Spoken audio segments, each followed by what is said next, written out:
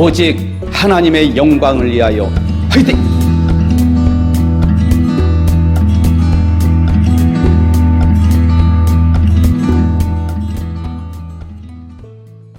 예, 안녕하십니까. 저는 오지성 TV를 운영하고 있는 유튜버 오지성 목사입니다. 부족한 종을 많은 분들이 사랑해 주시고 격려해 주시고 기도하여 주셔서 다시 한번 감사를 드립니다. 감사합니다. 오늘 이 시간에는 교리 강좌 12번째로 성경에 요긴한 교훈 두 번째 시간으로 마지막 부분을 살펴보도록 하겠습니다. 이번 방송을 통해서 하나님의 말씀인 성경에 요긴한 교훈이 무엇인지를 정확히 알아서 바른 성경관 위에 종교다운주의와 자유주의 신학을 배격하고 바른 신관을 가지고 하나님을 영화롭게 해드리시기를 주님의 이름으로 축원을 드립니다. 대소기리 문답 제3문 성경이 제일 요긴하게 교훈하는 것이 무엇입니까? 첫째, 사람이 하나님에 대하여 어떻게 믿을 것을 가르쳐 주시는 것입니다. 두 번째, 하나님께서 사람에게 요구하시는 본분입니다. 요한이 요한복음 20장 30절에서 31절에서 예수께서 많은 표적을 행하셨다고 강조하는 이유 중 가장 두드러진 것은 예수께서 행하신 표적 중 가장 중요한 표적은 예수께서 하나님의 아들임을 보여주신 것입니다. 또한 중요한 표적은 부활의 표적입니다. 부활의 사건이야말로 하나님의 아들이신 예수께서 이 땅에 인간의 몸을 입고 내려오사 그리스도로서 인간의 구속사역을 완성하기 위해 행하신 여러 표적 가운데 가장 진정한 표적이라는 사실을 강조하고 있습니다. 이런 의미에서 부활이야말로 기독교가 다른 종교와 구별되는 생명의 종교임을 보여주는 가장 큰 표적이 됩니다. 세상 어디에도 부활이라는 단어를 사용할 종교는 그 어디에도 없습니다. 적어도 신도 아니면서 신이라고 자처한다면 죽음을 이기고 부활하는 능력과 창조의 능력이 있어야 합니다. 그러나 하나님 외에 누가 감히 죽음을 이기고 부활하였거나 창조할 수 있는 능력이 있습니까? 부활은 오직 기독교에서만 사용되어지는 것을 볼 때에 기독교는 영생의 종교임을 분명히 알 수 있습니다. 타 종교는 부활이 없기 때문에 영생이 없으며 무덤만 성지화하여 자랑할 뿐입니다. 요한복음 20장 31절을 보면 요한복음을 기록한 목적이 두 가지로 제시되어 있습니다. 첫 번째는 예수께서 하나님의 아들이심을 믿게 하려는 것입니다. 두 번째는 여기서 더 나아가 이러한 믿음을 통하여 구원을 받게 하려는 것입니다. 그러나 이 두 가지 목적을 서로 별개의 것으로 볼 수는 없습니다. 왜냐하면 믿음과 구원은 불가분의 관계에 있기 때문입니다. 따라서 요한이 요한복음을 기록한 최종적 목적은 믿음을 통한 구원이라고 할 수 있습니다. 하나님께서 당신의 백성들에게 요구하시는 바는 실로 과거나 현재나 동일하며 그에 따른 처분도 동일하십니다. 바른 지식에 근거한 믿음, 바른 지식에 근거한 헌신과 봉헌이 아니라면 그 모든 것이 허망할 뿐입니다.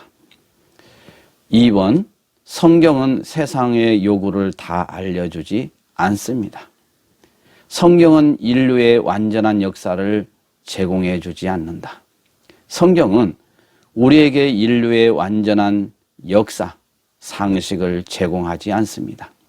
이는 성경이 주어진 목적이 아니기 때문입니다. 성경은 하나님에 대한 지식과 구원의 길을 중심으로 명확하면서도 명료하게 기록되어 있습니다. 성경에 없는 다른 지식들은 세상에 있는 많은 자료들을 통하여 습득하거나 얻을 수 있습니다. 두 번째로 성경은 일반 과학이 요구하는 기술 정보를 제공하지 않습니다. 성경은 다양한 학문적 영역이 요구하는 전문적인 정보를 우리에게 제공하지 않습니다. 성경에서는 화학 공식들도 발견되지 않습니다. 이것은 성경의 목적이 아니기 때문입니다. 성경은 하나님이 어떤 분이시고 구원받는 방법이 무엇인지 등 하나님의 뜻에 따라 분명하게 가르쳐 줍니다. 세 번째로 성경은 예수 그리스도에 관해서 모든 정보를 다 제공해 주지 않습니다. 예수님의 소년 시절, 교육 또는 가정생활에 관해서 아는 바가 별로 없습니다. 그리고 우리는 그의 정확한 신체적 모양을 도무지 알지도 못합니다. 이처럼 성경은 모든 것을 가르쳐 주기 위해 주어진 것이 아닙니다. 성경은 우리에게 사람이 하나님에 대하여 어떻게 믿을 것과 하나님이 사람에게 요구하시는 본분을 가르치려고 주어졌습니다. 사실 성경은 아주 중요하기 때문에 성경이 말하는 것 없이 어떤 것에 관해서도 참된 이해를 가질 수 없습니다. 인간은 두 종류의 사람이 있습니다.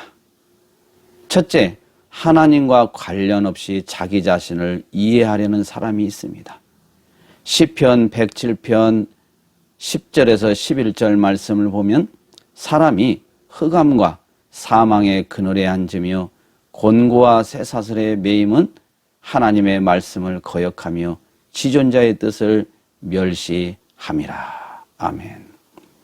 시편 107편 10절에서 11절 말씀을 보면 하나님의 말씀에 대한 불순종은 인간 불행의 근원임을 알 수 있습니다. 하나님과 관련이 없이 자기를 이해하려는 자는 하나님의 말씀을 거역하며 지존자의 뜻을 멸시합니다. 이런 자는 흑암과 사망의 그늘에 앉게 되고 곤고와 쇠사슬에 베어 일평생을 살다가 결국 파멸당하고 맙니다. 대표적인 예가 세계는 진화를 거쳐 현재 상태가 있게 되었다고 믿는 현대 과학자들입니다. 이들은 자연의 신비에 관한 연구와 탐사 시작부터 완전히 하나님을 제외시키고 있습니다. 성경은 우주 안에 있는 만물, 볼 수 있는 것이나 볼 수 없는 것이나 모든 것이 창조되었음을 분명히 가르치고 있습니다. 만물은 하나님께 관련되어 있으며 무엇보다도 가장 중요한 것은 하나님에 대한 관련성입니다. 이 관련의 깨달음이 없이는 아무리 유명한 과학자라 할지라도 진리를 참으로 이해하지 못합니다. 먼저 성경을 공부하지 않고 연구를 계속하면 반드시 오류에 빠지고 맙니다. 역사가도 자연과학자도 먼저 성경을 공부하고 전공에 들어가야 합니다. 그래야 진정한 학자가 될 수 있습니다. 인간이 참 하나님에 대한 지식을 가지고 사고를 시작하지 않으면 그는 분명히 흑암 중에 있는 자입니다. 마태복음 6장 23절에 보면 눈이 나쁘면 온몸이 어두울 것이니 그러므로 내게 있는 빛이 어두우면 그 어둠이 얼마나 하겠느냐. 두 번째로 하나님과 관련하여 자기 자신을 이해하려는 사람이 있습니다. 시편 119편 105절에 주의 말씀은 내 발의 등이요 내 길의 빛이니이다.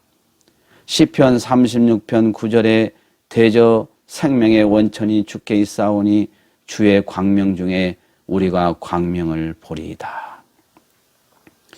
하나님과 관련하여 자기를 이해하려는 자는 시편 36편 9절 말씀처럼 생명의 원천이 주께 있기 때문에 주의 광명 중에 광명을 보게 됩니다. 이러한 자는 생명의 원천이 주님께 속해 있다는 것과 만물의 생사화복이 주께 있음을 알고 항상 광명을 바라보며 살아갑니다.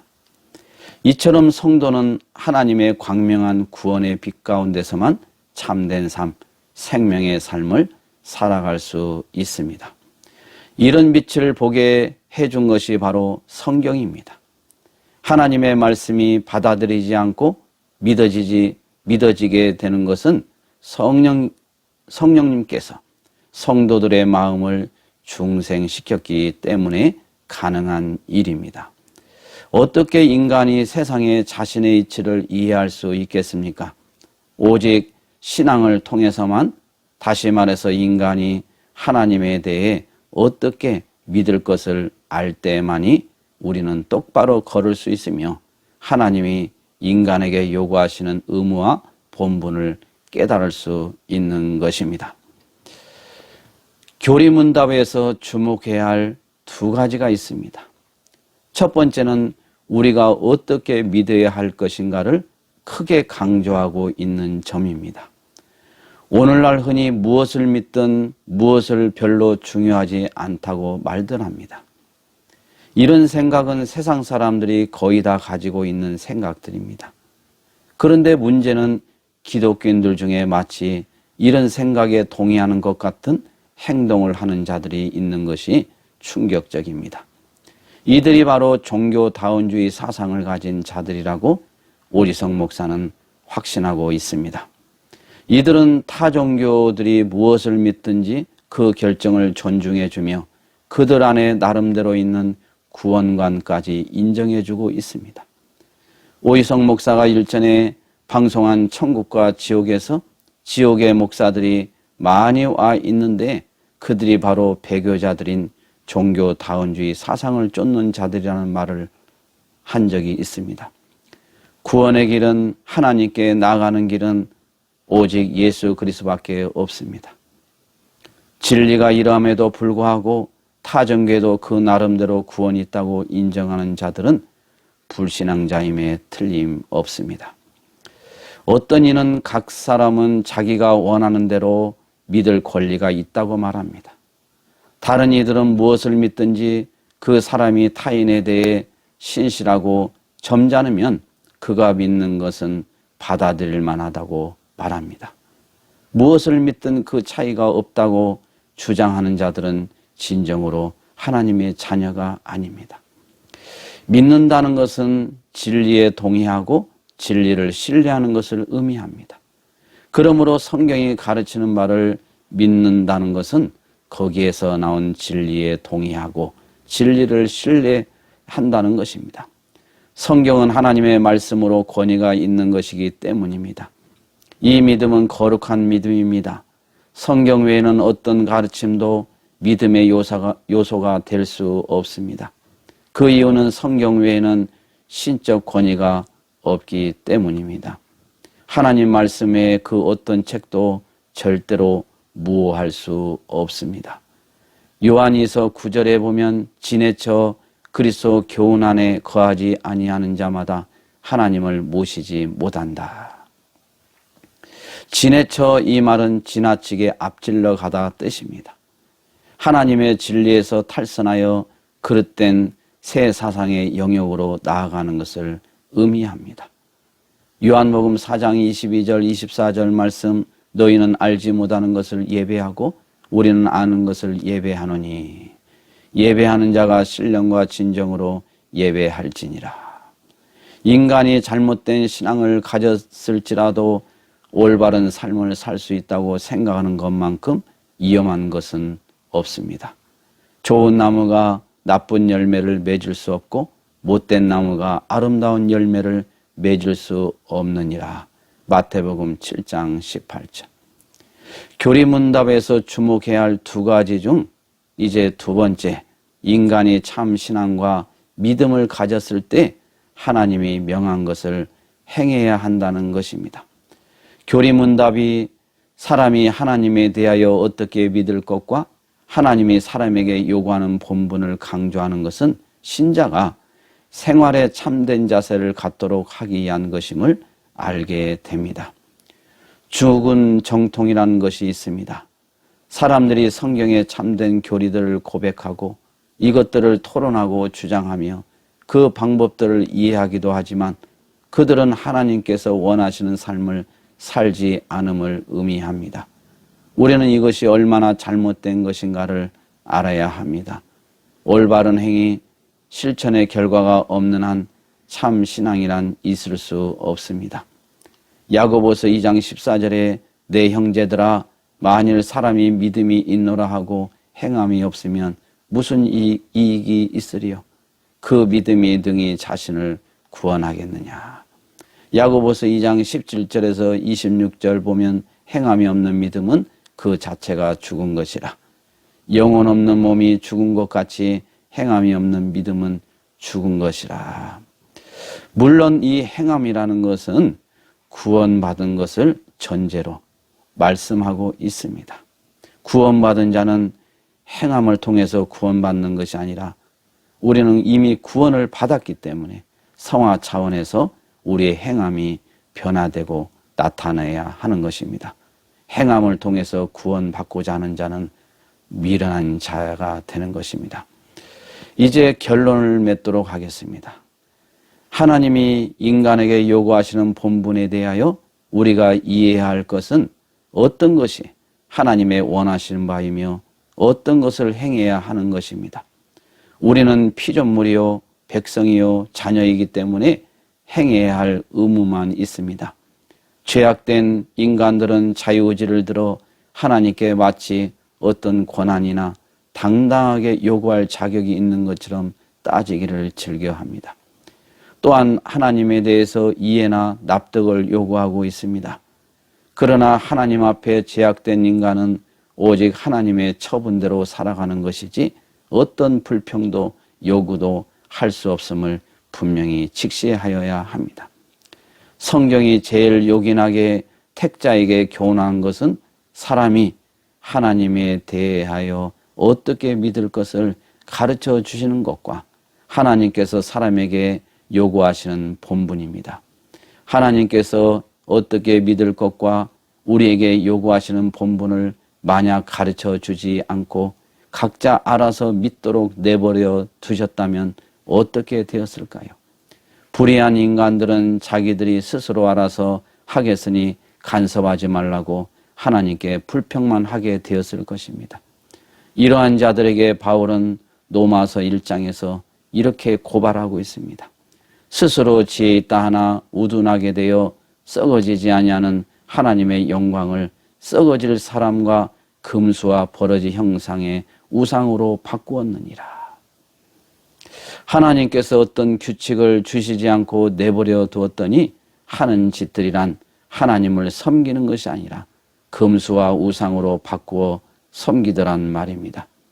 이러면서도 마치 하나님을 섬기는 것으로 착각하고 열심을 내는 것이 부패한 인간들의 모습입니다. 추상적인 가르침이 아니라 정확히 하나님에 대하여 어떻게 믿고 당신이 우리에게 요구하시는 본분이 무엇인지를 가르쳐 주신 것을 생각하면 정말 감사하고 감격스럽습니다. 성경을 대할 때 하나님에 대한 감사와 감격이 늘 일어나기를 주님의 이름으로 축원을 드립니다. 이상 교리 강좌 12번째 성경에 요긴한 교훈 방송을 모두 마치도록 하겠습니다. 앞으로 구원 문제에 대하여 방송을 하도록 하겠습니다. 기도하여 주시고 많이 사랑하여 주시기 바랍니다. 아직까지도 오이성 TV를 구독하지 않으신 분은 구독 버튼을 한 번만 눌러주셔서 저에게 힘을 실어주시기 바랍니다. 많은 목사님들이 강단에서는 하나님의 말씀이 절대 진리라고 외치면서도 정작 최종 결정 문제에 도달하면 하나님의 말씀을 헌신짝 좀 버리고 자신이 추구하는 이념을 선택하고 맙니다. 그토록 반성경적인 성소수자 차별금지법과 종교차별금지법을 공개적으로 주장해도 그들이 미쳐 죽는 목사는 과연 누구의 종인지 가슴이 아파 견딜 수가 없습니다. 이런 목사들과 종교다운주의 사상을 지지하며 따르는 목사들 모두는 회개해야 할 것입니다. 그렇지 않으면 하나님의 무서운 심판을 면하지 못하게 될 것입니다. 이상 오지성 TV를 운영하고 있는 유튜버 오지성 목사였습니다. 감사합니다.